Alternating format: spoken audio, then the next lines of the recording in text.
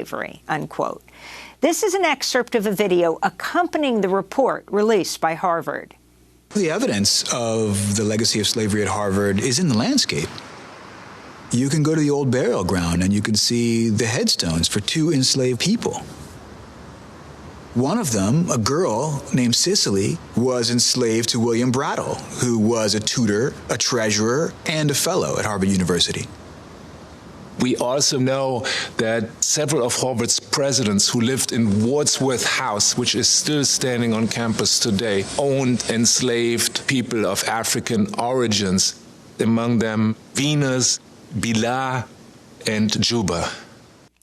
That's an excerpt from the video that accompanies the Harvard report. In this clip, Harvard fellow Christopher D.E. Willoughby tells the story of an African teenage boy who was later dissected and studied by a Harvard professor. Stormon is a particularly tragic figure. He's only 17 years old. At the end of about 6 months to a year of being on display, he takes his own life. He hangs himself. But Stormon's tragedy doesn't end with his death. When Stormon kills himself, they give his body to Harvard. Harvard faculty member Jeffries Wyman conducted a dissection of Stormon's body, and they also made a set of casts of his body that remains in the Harvard Peabody Museum collections. His skeleton is turned into a teaching tool. They say it's left in the care, what irony, of Professor Louis Agassiz. Stormon is measured and put in a linear position anatomically between whites and great apes. So not only is his body being destroyed, he's also being turned into this point of data to prove his own inferiority. That's an excerpt from the video made by Harvard University as part of a new report documenting the school's deep ties to slavery, Harvard and the legacy of slavery. For more, we turn to MIT history professor Craig Stephen Wilder, who's long followed this issue, the author of Ebony and Ivy, Race, Slavery, and the Troubled History of America's Universities. Democracy Now!'s Nermeen Sheikh and I recently interviewed Wilder. I began by asking him to talk about the significance of Harvard's findings. I'm happy to be back, and I think it's been a long road. As you point out, it's been basically 20 years since Ruth Simmons became the president of Brown University back in 2003, and media attention turned to the public sort of secret of Brown's extensive ties to the slave trade. Ruth Simmons back then actually commissioned a report that was eventually published in 2006, the Slavery and Justice Report, that actually laid out Brown's extensive ties to slavery and the slave trade and came forward with recommendations. We now sit, as you say, 19, 20 years later, and Harvard has come forward with this report. That's been a long journey, but the report actually documents an extraordinarily extensive, deep history between the university and slavery that begins at its founding in 1636. Almost immediately, Harvard had an enslaved African on its campus, a man who was simply referred to as the Moor, and who was used to serve the students. That man likely arrived in Massachusetts on a ship named the Desire. It was the first slave ship to leave New England. It was carrying captive enslaved Pequot Indians into Bermuda and the West Indies, where they were sold for various goods, including Africans. And so really, Harvard's ties to slavery begin with the founding of the institution. And as the report lays out, Harvard depended upon slavery and the slave economy, both in New England, but also in the South and the West Indies, for virtually all of its history.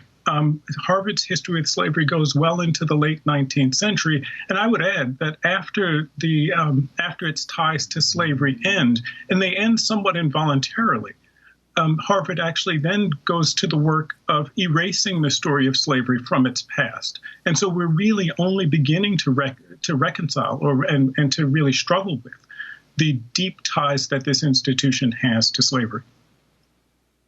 And Professor Wilder, in addition, of course, to this clear complicity between Harvard University and other elite universities to slavery, there was also the question in the report that was raised about Harvard faculty advancing theories of racial difference and eugenics. Could you talk a little bit about that?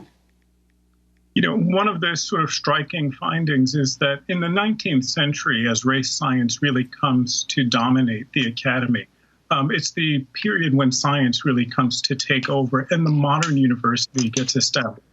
That part of its modernity is its claim to science, its claim to expertise, its claims to a kind of precision in academic research.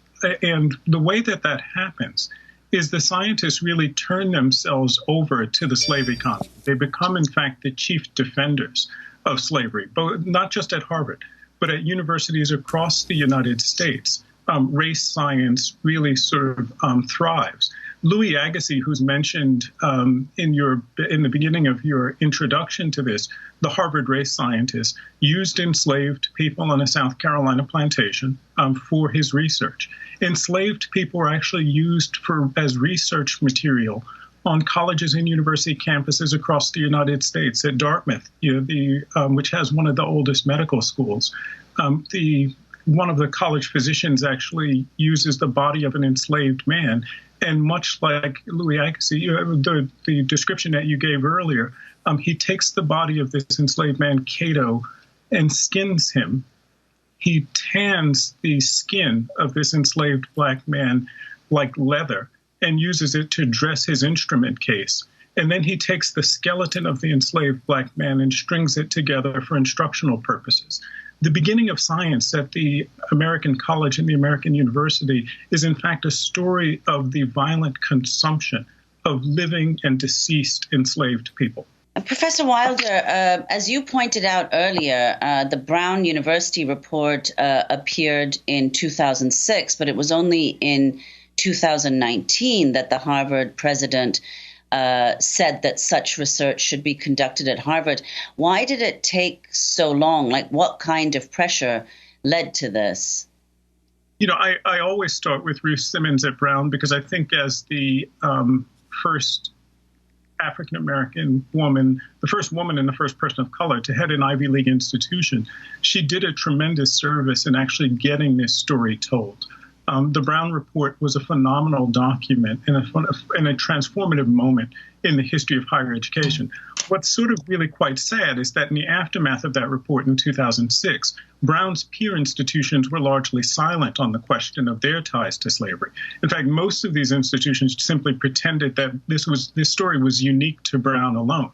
And what happened in the intervening years is that undergraduate students, faculty, graduate students, staff, librarians, and archivists at universities and colleges across the United States began doing grassroots work on their institutional ties to slavery.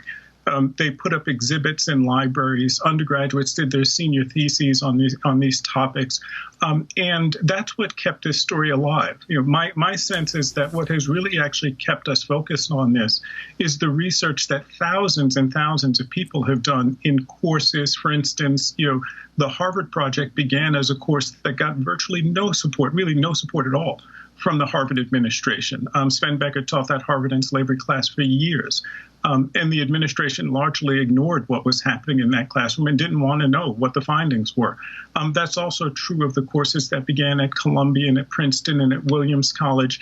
And so really what's happened over the last decade or so is that students have really not just produced a lot of the research that we're now actually beginning to wrestle with, but student activism has actually forced institutions to deal with this history. And I would go back, you can go all the way back to the Occupy movement, to the more recent Black Lives Matters movements, and the decisions, for example, that Georgetown University students made in 2019, in fact, exactly 2 years ago, to tax themselves, to impose fees on themselves in order to begin to pay reparations to the enslaved people who were used to both build Georgetown and fund its first 50 years of existence, and then who were sold in 1838 from Maryland into Louisiana and the profits from that sale were used to pay off the debts of the college. It was the undergraduates who actually restarted the reparations conversation. It was the undergraduates, it was student activism that brought us back to this moment. I wanted to turn to the short film again that premiered along with the launch of the Harvard University report. In this clip, Harvard professor describes how Harvard Law School was founded. In 1736, Antigua's plantation owners became fearful that enslaved workers were plotting against them, and they decided to crack down. The royal family was involved in putting down this slave uprising. A lot of head chopping, decapitations to make people as examples, burning people. Then Isaac Royal Sr. migrated back to New England to his huge property, several hundred acres of land. He brought enslaved workers from the Caribbean to Medford to work. Eventually, Isaac Royal Jr. donates lands to Harvard University, which the university then sells and uses to endow the first professorship of law at Harvard University. And some people take that as the founding of the Harvard Law School. Craig, Stephen Wilder, this is pretty powerful stuff. What we're talking about here, I mean, it is just a story that some have known in this country, but and it certainly goes further than Harvard. But the story of Harvard Law School and its connection to the Caribbean slave trade, if you can explain who the royal family are, and the fact you've got this endowed chair as well at Harvard Law School named for them? Yeah. You know, the royal family is a family, as the film points out, that traces back to Antigua, an Antiguan plantation family in the 18th century. They removed to Medford, Massachusetts, just outside Cambridge and Boston. Later in the century, Isaac Royal Jr. actually on that farm, that small plantation, has some 60 enslaved people. And that's the family that eventually actually donates the land that helps to fund and begin the law professorship at Harvard. I would point out that this is the story actually of professional education broadly. Medical schools in the 18th century begin with the dissection and consumption of the bodies of enslaved Black people and often Native Americans. They begin, the very first medical school in North America, which is now at the University of Pennsylvania, then was the College of Philadelphia, begins when the colonial legislature transfers the body of a Black person to the scientists so they can do a public dissection and show, in fact, the new medical arts, display them and display the necessity of them. Law schools actually at Harvard, at Yale, at Columbia have very similar origin stories. They're actually tied directly into slavery. And law students at Harvard and Yale and Columbia have actually been doing a lot of the research to expose their institutional ties to slavery. The new Harvard report doesn't mention the university is facing a lawsuit from a descendant of two enslaved people named Renty and Delia, who were forced to pose in a photograph by a Harvard professor in 1850. Tamara Lanier filed the lawsuit saying the university is unfairly profiting from their images. In response to the report, Lanier tweeted, "Stop gaslighting us, Harvard." She also tweeted, if Harvard truly embraced the principles in their report, the Lanier versus Harvard lawsuit would not be necessary. We spoke to Tamara Lanier in 2019 about her lawsuit. Last week, my attorneys and I filed a claim against Harvard.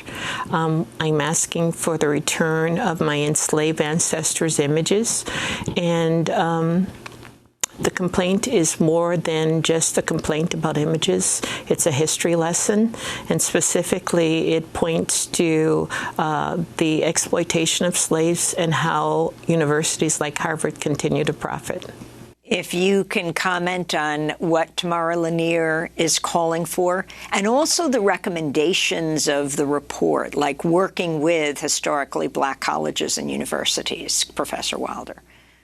Sure. You know, I think one of the striking elements of the report is the acknowledgement of the length of Harvard's ties to slavery, which, again, I think you can find something very similar for most of our elite educational institutions. Harvard's ties to slavery begin really with its founding in 1636, but they continue after the end of slavery in Massachusetts, roughly 1783. They continue right up until the Civil War. What's striking is that even after the Civil War, Harvard continues to have ties to slavery because slavery still exists in places like Cuba and Brazil, and universities are actively actually pursuing those unfree economies as sites for profiteering. One of the things I had written in my book is that in the 18th and 19th century, you could actually judge the value or the prominence of a university by its collection of human remains. Universities and colleges actively collected human beings and samples of human beings. It was part of the evolution of science, and particularly a part of the evolution of the race science that drove the scientific revolution. And so what's happening currently in this lawsuit also involves what the report lays out as the thousands of remains of human beings that are currently held in the Harvard museums. Thousands. Most of those remains are likely of Native Americans. They've identified, I believe, 15 that are enslaved Africans. One can again go by university and see the way in which actually the 19th century and 18th century legacy of race science continues to play out on our campuses. And we literally live with the bodies of enslaved people and the bodies of indigenous people who were consumed in the process of building our institutions, not just in the cemeteries, but also in the museums and the libraries. They're there. To come to the recommendations, I think the recommendations include a number of things, including actually building on the Georgetown example, establishing relationships to descendant communities, Native and of African descent, memorializing and continuing to do research on Harvard's ties to slavery and the legacy of slavery at Harvard, reaching out to historically Black colleges and universities to establish educational partnerships, really creating a legacy of slavery fund, an endowment, the $100 million to fund all of these promises, and then promising some long-term institutional accountability on these questions. MIT history professor Craig Stephen Wilder long followed the issue of slavery, author of Ebony and Ivy, Race, Slavery, and the Troubled History of America's Universities. And that does it for our Juneteenth special. Democracy Now! Is produced with Renee Fels, Mike Burke, Dina Guzder, Messiah Rhodes, Nermeen Sheikh, Maria Terracena, Tammy Warnoff, Camille Baker, Sharina Nadura, Sam Alkoff, Tameria Astudio, John Hamilton, Ravi Karen, Hani Massoud, Mary Conlin, and Juan Carlos Davila. Our executive director is Julie Crosby. Special thanks to Becca Staley, John Randolph, Paul Powell, Mike DeFilippo, Miguel Noguera, Hugh Grand, Dennis Moynihan, David Prude, and Dennis McCormick. I'm Amy Goodman. Stay safe.